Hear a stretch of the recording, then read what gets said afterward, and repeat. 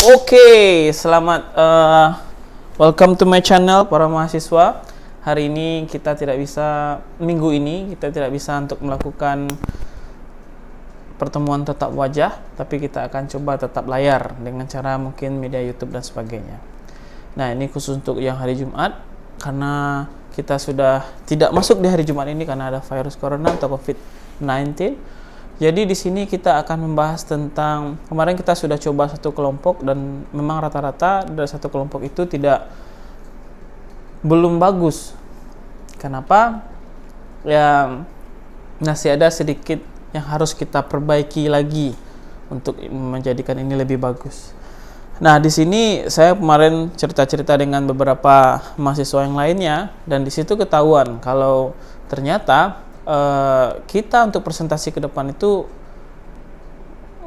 ada beberapa ketakutan, yaitu kurang percaya diri untuk bisa angkat tangan dan kita ungkapkan apa yang kita tahu. Padahal kita tahu ini kalau materinya ini bukan materi yang benar-benar harus teoritis atau materinya harus benar-benar hitung-hitungan dan sebagainya.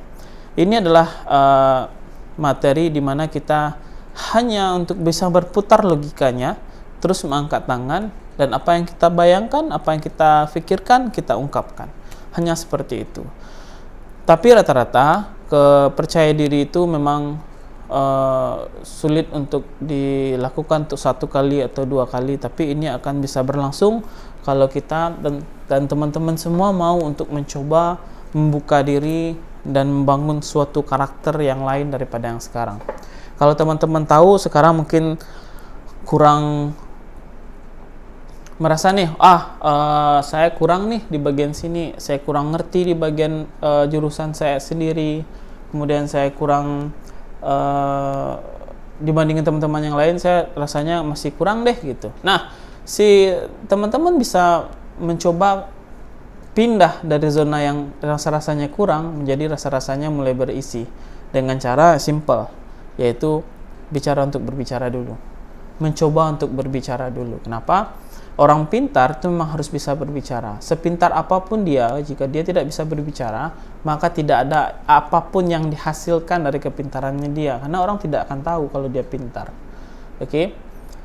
Nah, hari ini kenapa saya sering untuk menyuruh saudara, teman-teman semua untuk maju presentasi ke depan, karena kan ini teorinya atau metodenya sama ya dengan mata kuliah yang lain, tidak ada perbedaannya dan sebagainya. Nah, di sini kenapa kita harus maju? Karena karakter itu menurut saya pribadi adalah sesuatu yang dipaksakan dan terbiasa, itu akan menjadi suatu karakter untuk kita. Contoh.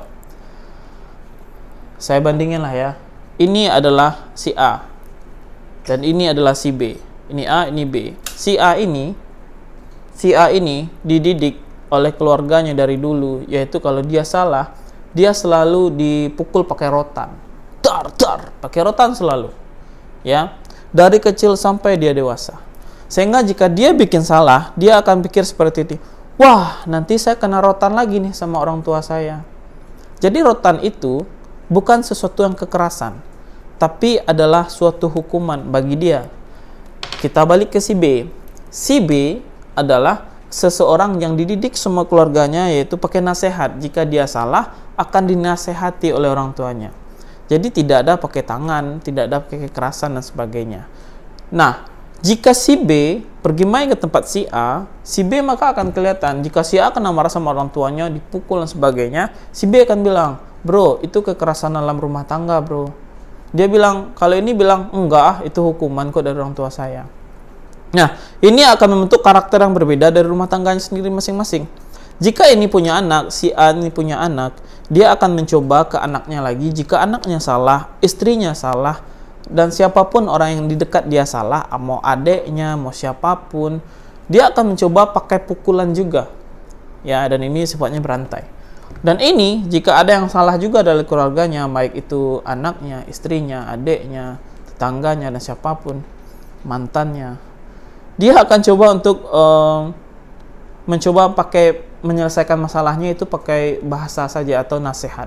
Nah, dari contoh yang dua ini, kita bisa coba lihat nih.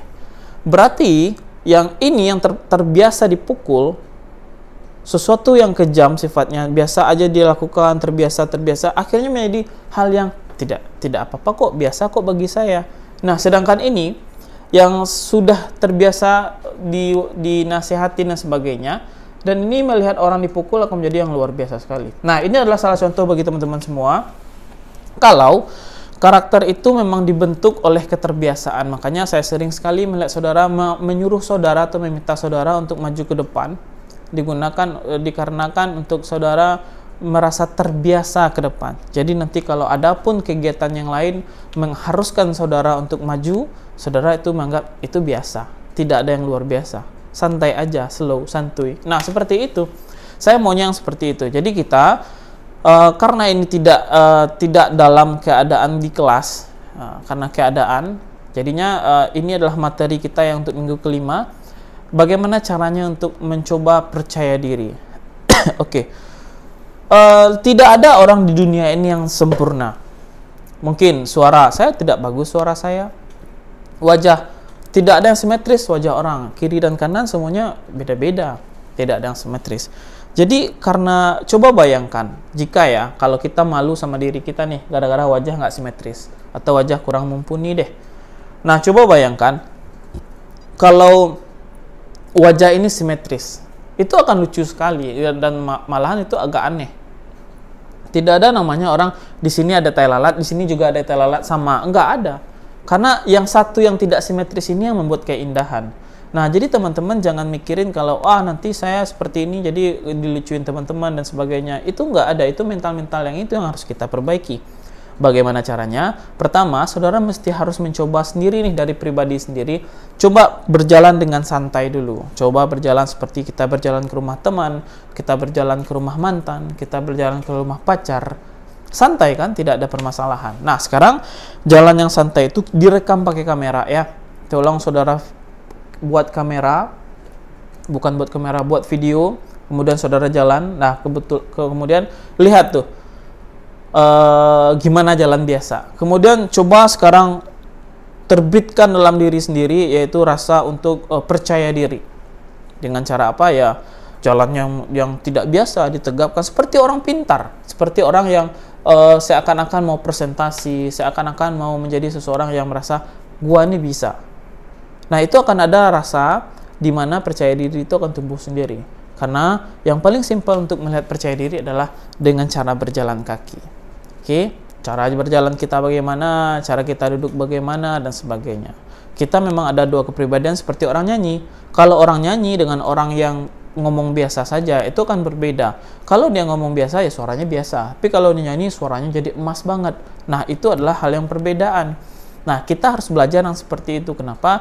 Nanti di tempat saudara tinggal, mungkin saudara mau S2, mau saudara presentasi di mata kuliah yang lain, atau saudara mau cari pekerjaan, lamar anak orang, kompre, dan sebagainya, itu perlu cara berbicara untuk meyakinkan para reviewer, interview, dan sebagainya, untuk saudara bilang, saya ini mampu loh, saya ini orang yang berisi.